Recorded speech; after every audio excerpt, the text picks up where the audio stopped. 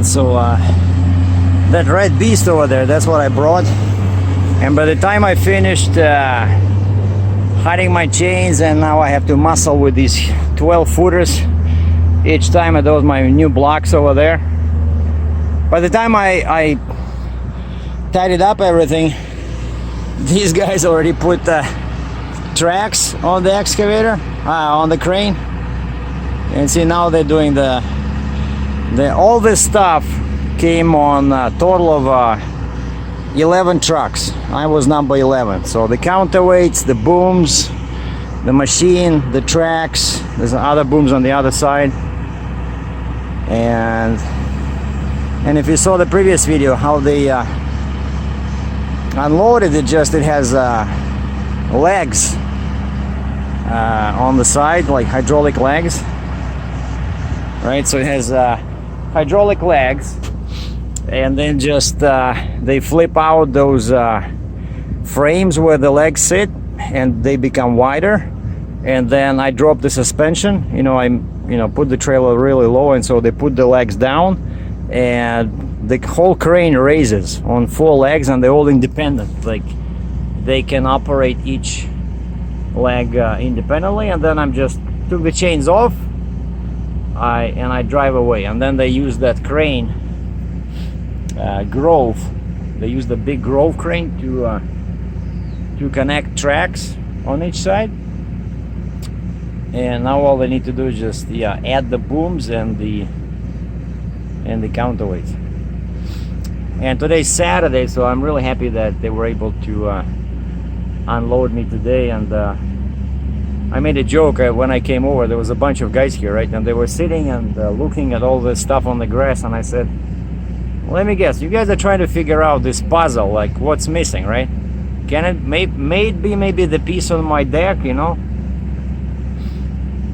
like all this stuff, right? The booms, the counterweights, but they're useless without the machine that I brought.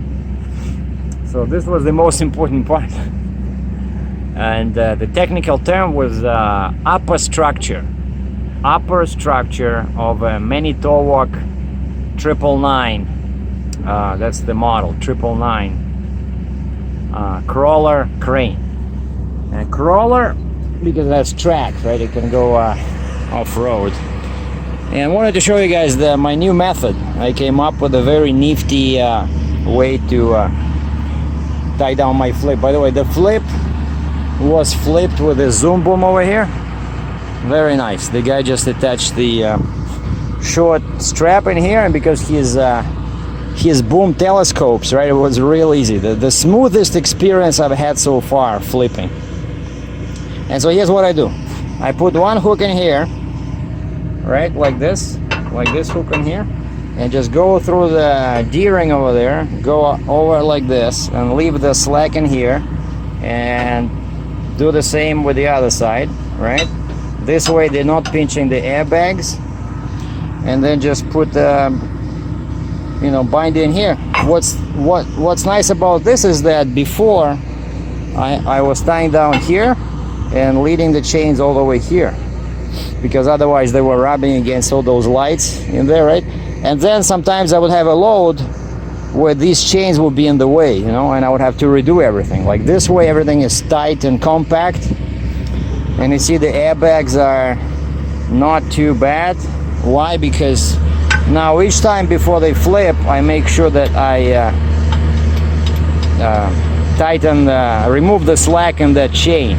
Like when I drain the airbags and the axle goes up, I use that chain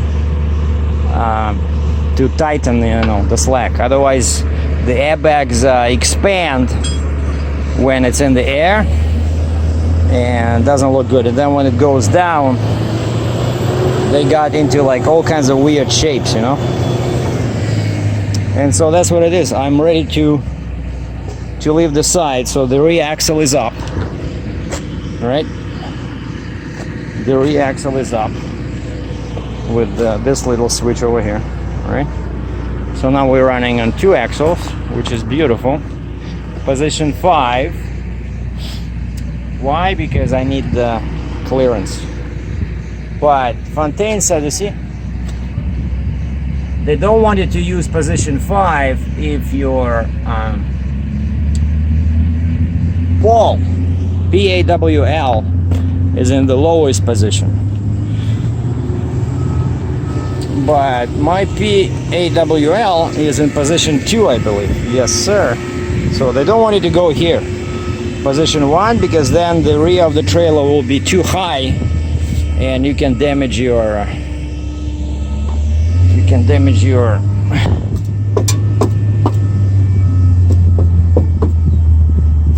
your airbags. All right. I sent an email. Oh, by the way, yeah, you see here? I showed this before, but I really like this diagram. I know it keeps reminding me how strong my trailer is. You see, that's my setup, right? Closed 4 axles, so 55 tons and 12 feet I can load. If the same as with 3 axles, by the way. But as soon as you add a stinger, the trailer becomes weaker, because now it's 55 tons and 16 feet, right? But so it's a very compact. Oh yeah, over here you see the picture shows a flip box. Okay, so what are we doing? Okay, yeah, the boom is connected on the front, you see? Now they have the, well, part of the boom, because of course the whole boom is like humongous, you know? It has a lot of sections. It's a very big crane. And so I asked them, what are they doing here? They said they're building wind generators. So I guess some farmer got really rich on this deal. You know, somebody owns all this land, and so they either leased or sold a piece of land to these guys. So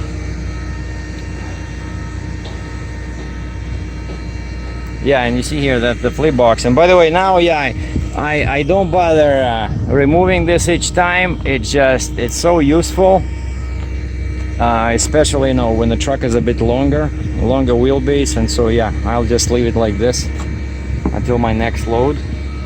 So that's my kingpin, right? So like, I don't know, 6-7 inches forward.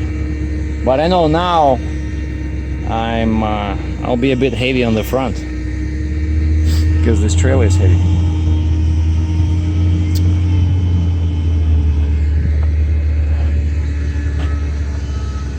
Alabama. Where you got this trailer? I got it in Alabama. What's your deal? No deal, just asking. All right then. Move along. So, not sure what I'm doing now, because I'm in the middle of the field. There's no loads here, for sure. I didn't check yet, but I'm pretty sure. So today's Saturday, so all brokers are taking swims in the ocean and drinking beer. But the plan is to go to a truck stop. I found this one with very good reviews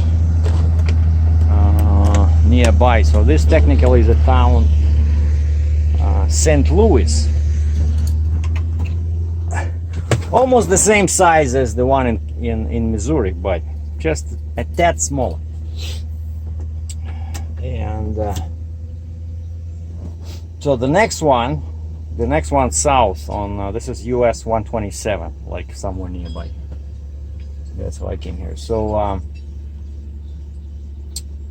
US 127, and there's a town called Alma, and there's a little truck stop in there. And I checked reviews on Trucker Path, and most of them are positive. They even have a restaurant, parking. So I'm gonna go there and have some eggs and bacon and dry rye toast, and check the load board, even though I cannot contact brokers today, but I want to see the situation. I checked yesterday, it was like all over the place. So it's one of those situations, you know, like what do? Do you go back to Ontario, or do you sit here till Monday, Tuesday? Because, but again, this is Michigan, right? So there's not going to be any loads, and that's why these loads, you charge people, you know, more money. First of all, it's only 270 miles, and secondly, you end up in a bad area, right? Especially for me, since I can only go back to Canada with the load, right? And so these loads, that's why usually people charge, you know, you charge like as if it's a return trip. You know, you deliver, you go back empty. And lucky for me, I have just a flip, right? I don't have a Jeep or Stinger, because that would definitely void any possibility of a reload. Well, unless it's something big and heavy again. So I don't know. That's the thing. The thing is, I gotta decide what to do. But I'm not too enthusiastic about driving 5 hours back to Cambridge, Ontario for nothing, because there's no guarantee that there will be loads there, right? So I don't know. It's not too expensive here to sit, even though my dollar is 1.3 times cheaper. But nowadays I mostly paid in US dollars.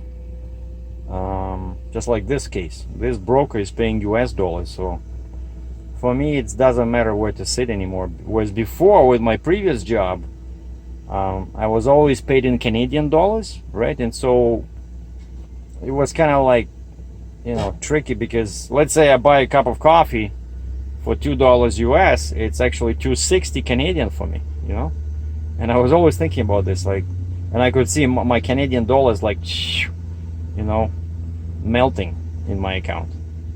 But that's not the case anymore, so I'm okay. I don't care. But anyway, so I hope you guys enjoyed the yesterday's video. Today's just a quick update. But just one thing I wanted to say is that this is what makes, you know, heavy haul interesting, because you learn so many interesting, you know, things about equipment and machinery. And also, like you see in this case, I brought the biggest piece out of all these 11 trucks, which kind of, you know, makes me feel important, you know. Nobody said thank you or anything, but all I care is that they sign my bill of lading. No damage, no problems. So the bill of lading signed. So now I'm just gonna scan it, email it to the broker, and then deal with my factoring company Monday for payment, and I should be getting money into my account after lunch Monday. Have a good weekend, boys and girls. Be good. And I thought we were done with the video, but I drove back to Perry Road Oasis, where I spent the night, and saw this great, I think it's like 75 ton or something. Definitely not 60. Now let me increase the magnification. So it's a K-Whopper W900, as you can see, blue with white decals or whatever, stripes in the middle. And what's curious is that this guy has a pusher axle, right? Because a lot of these guys that use Jeeps and, you know, multiple axle Jeeps and Stingers, they don't use pusher axles. So this guy has a pusher axle with 4 tires, like a traditional one, I'm guessing non-steer. And he has a very big flake box on the gooseneck, and it's a Trail King. And he has a tandem Jeep, and the trailer is 3-axle, and he has a 2-axle Stinger.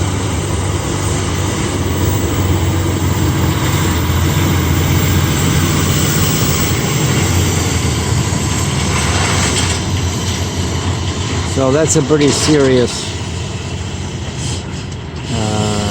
Pretty serious setup. So 3, 5, so 7 axles on the trailer and 3 on the truck. 10 plus 1 in the front, 11. So 11 axles. So there you go.